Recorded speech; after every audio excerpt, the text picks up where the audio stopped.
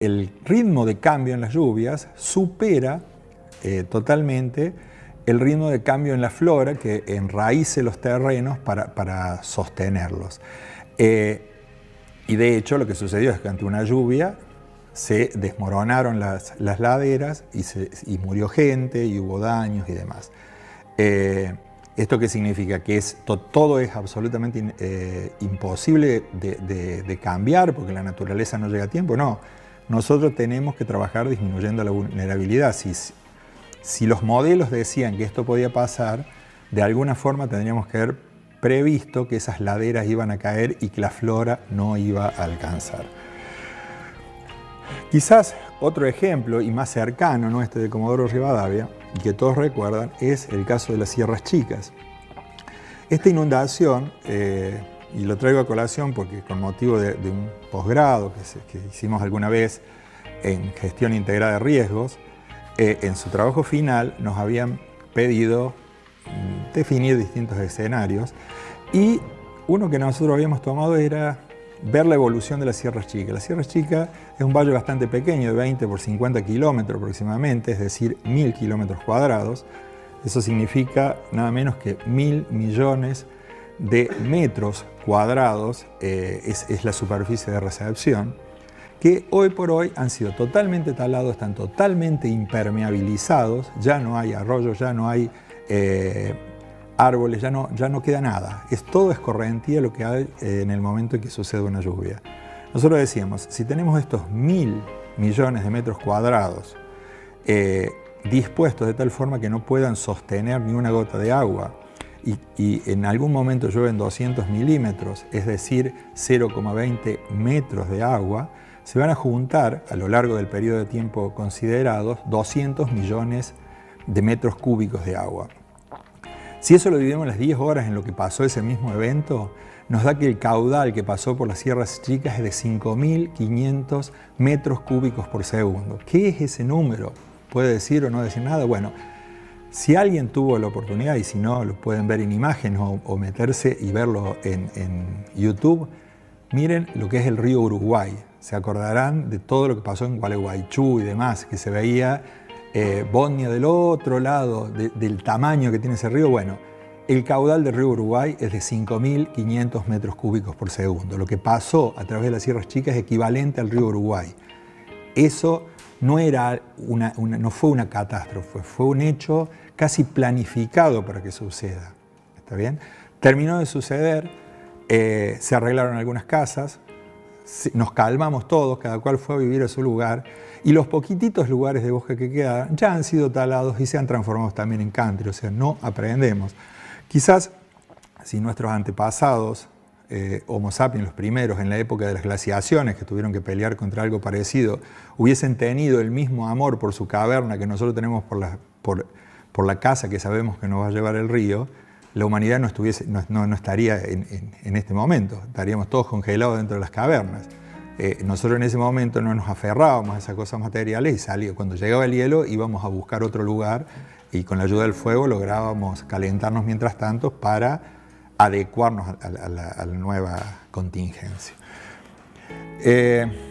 Bueno, ¿qué estoy diciendo con todo esto? ¿Qué podemos hacer? Bueno, en el mundo se discuten básicamente un grupo, son 4 escenarios posibles, de acuerdo a que uno tienda más hacia la economía pura o hacia el ambientalismo puro, y si las soluciones son absolutamente globales a nivel mundial o si son absolutamente locales o regionales.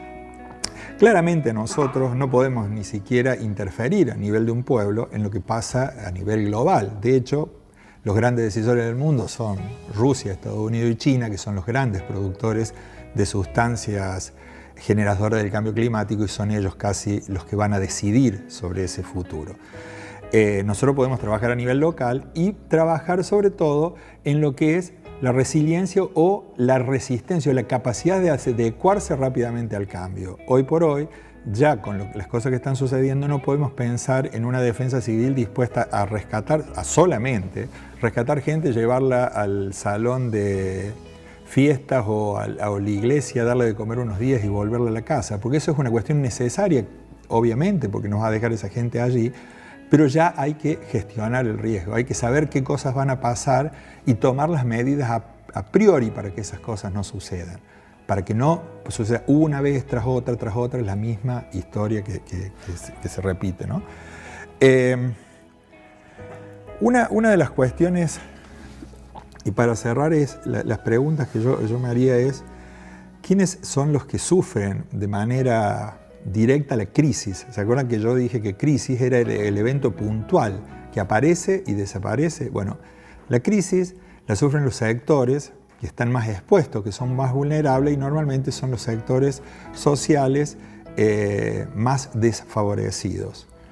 ¿Quiénes tienen dificultades, que era esto a mayor plazo y que hay que solucionarlo? Bueno, los sectores productivos. Cuando uno ve esos campos inundados en el sur, se sabe que se han perdido las cosechas, que se han perdido los tambos y demás.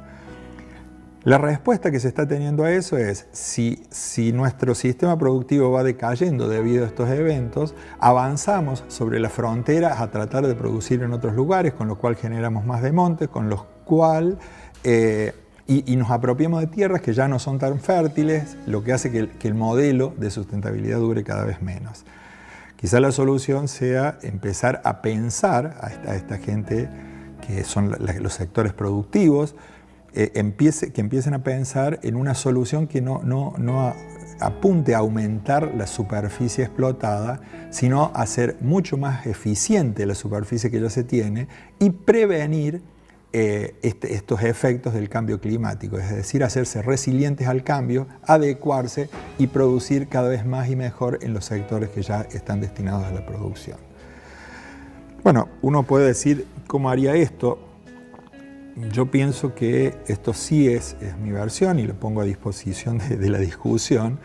Yo creo que en esta cuestión de las plataformas locales, si vamos a trabajar en eso, cada localidad debería tener un think tank, un lugar de pensamiento en el cambio climático, compuesto por los sectores que sufren de manera directa las crisis y quizás, y seguramente también por los que tienen que atravesar las dificultades, y los sectores políticos y los sectores sociales y demás, para empezar a definir una plataforma de acción frente al cambio local, que luego tendrá que haber lugares regionales y luego lugares provinciales. Quizás la solución final, o lo que yo imagino, es que Argentina, así como en el año 97, ya hace 20 años exactamente, creó el primer observatorio ambiental de Latinoamérica, es hora que Argentina se ponga los pantalones y cree también algo parecido en cambio climático. Argentina se tiene que pensar a sí misma en el cambio climático, pero no desde arriba hacia abajo, sino que como una suma de todo lo que dicen las localidades, que se refleja en lo regional y en lo provincial, que vaya a parar este gran centro de pensamiento para pensar nuestro país a futuro.